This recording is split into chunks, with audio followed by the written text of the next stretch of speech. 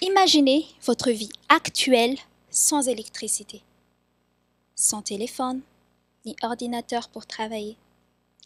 Difficile, n'est-ce pas? Pourtant, là d'où je viens, c'est une réalité. À Madagascar, seuls 20% de la population ont accès à l'électricité.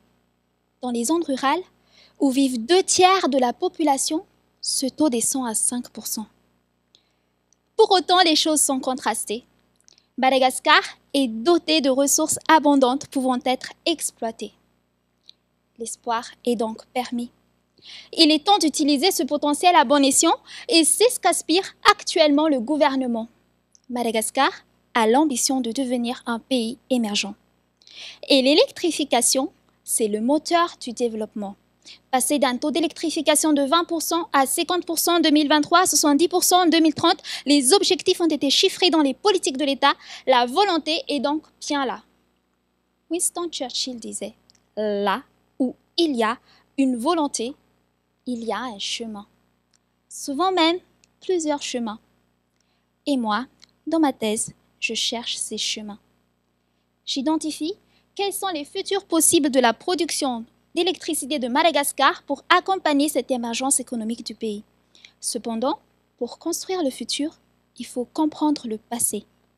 Une grande partie de ma vie de thésarde, c'est donc chercher.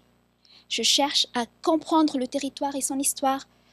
Je collecte des données et effectue des enquêtes sur la situation socio-économique et énergétique du pays.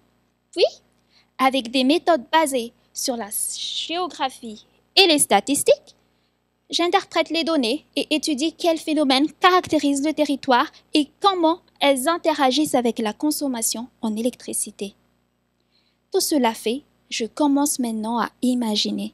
J'imagine des futurs plausibles. Comment pourrait évoluer l'économie et la politique du pays?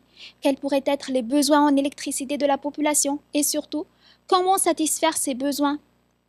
En d'autres termes, j'élabore des scénarios. Puis, j'analyse, évalue et compare les différents scénarios. Toute cette démarche s'appelle la modélisation prospective. La finalité, c'est de trouver la meilleure voie d'électrification. Et une fois le chemin trouvé, il faut inciter les différents acteurs à l'emprunter. Car des futurs plausibles deviennent possibles quand on passe à l'action.